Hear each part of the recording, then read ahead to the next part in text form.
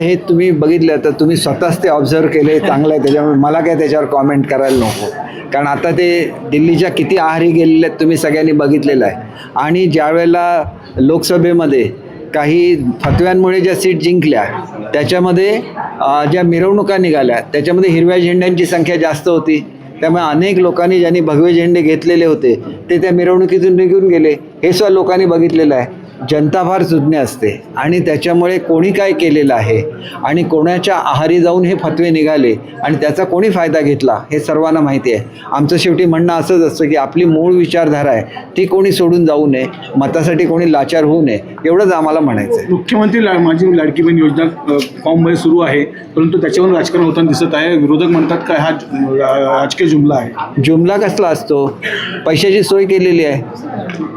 मुख्यमंत्र्यांनी तारीख सुद्धा मुख्यमंत्री महोदयांनी जाहीर केलेली आहे की त्या दिवशी राखी पौर्णिमा